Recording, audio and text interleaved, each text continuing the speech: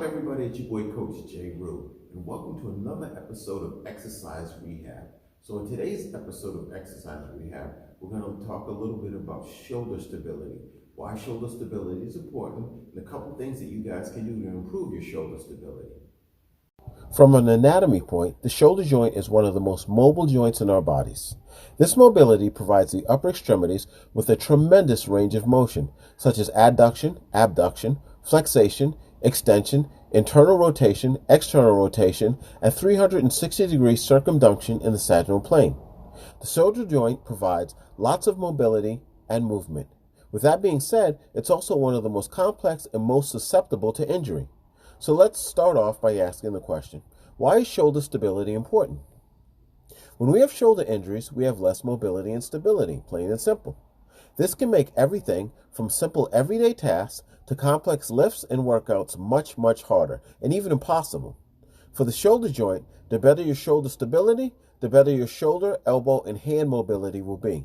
Think, the better our mobility and stability, the better we are as a whole. One area that has the utmost importance when it comes to shoulder stability is the scapular region.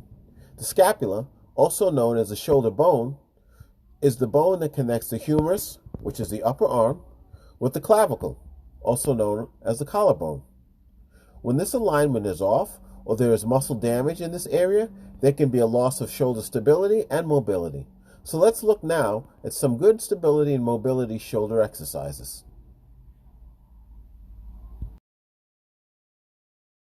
Now, one movement that I really love for improving and increasing your range of motion and your shoulder stability is called the Scapula Press. Now, the Scapula Press is performed similar to a bench press, except you're not bench pressing at all. You're just going to protract and retract your scapula. Now, when you start off, you want to start off light. In some cases, people can even use a broomstick or, just a bar. And as you progress, then you want to add weight. But this isn't an exercise where you want to load up the poundages and add tons of weight. It's just more about learning how to protract and retract that scapula. So what you're going to do, you're going to lay down. You're going to take your bench press grip. You're going to take your bar off. What you're going to do from here, you're just going to push your arms up as far as you can. And get that stretch. Then you're just going to push it down to your normal. Push it up as far as you can to get that stretch. And then right back to your normal. And then one more time, we're going to push it up as far as you can. Just really, really pushing out, and stretching the scapula, and then coming back to normal. And that's how you do the scapula press. Now our second exercise, staying on the same lines of stretching that scapula, we're going to do a banded scapular stretch, okay? So a lot of you want to get yourself a band, probably a band a little bit thinner than this one when you start out. You're going to put your hands through the loops of the band, okay? You're going to put the band across your back. Now what you want to do from there, you want to go to a bench. We're just going to use our bench press here for this. You're going to go up on your bench like this. Now if any of you are familiar with yoga, you want to do what's called the cat pose from that. And that's just, you're just going to stretch up as much as you can. Hold it for a couple seconds, and then go back to normal. Stretch up as much as you can and really get that stretch. Hold it for a couple seconds. Go back to normal, and then stretch up as much as you can. Really feeling that stretch and stretching that scapula again, and then going back to normal.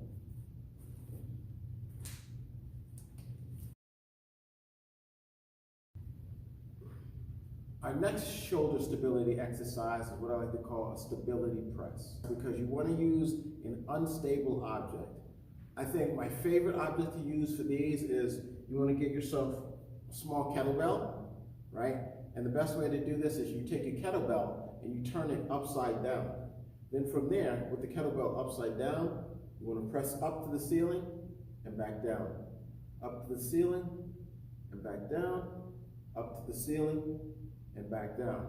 Now, because most of the weight of the kettlebell is here and it's smaller here, it's a very unstable object to press with, so you really have to work those shoulder stabilizers to do the press. Now, you can do this with a kettlebell, or even if you're just starting out, what I also recommend, you can take like a long weighted dowel and press with the dowel like such. Boom.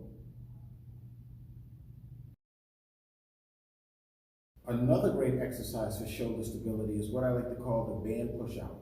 So you're going to take your band, one similar to this, or maybe even smaller, okay? You're going to attach it to something.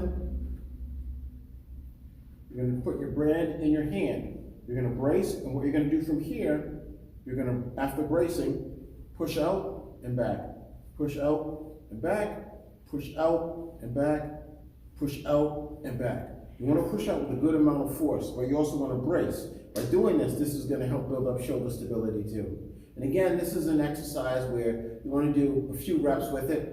So, you know, anywhere in that 10 to 25 range for a couple sets. Thanks for watching another episode of Exercise Rehab. If you like what you saw, be sure to like, comment, and share. Thanks again.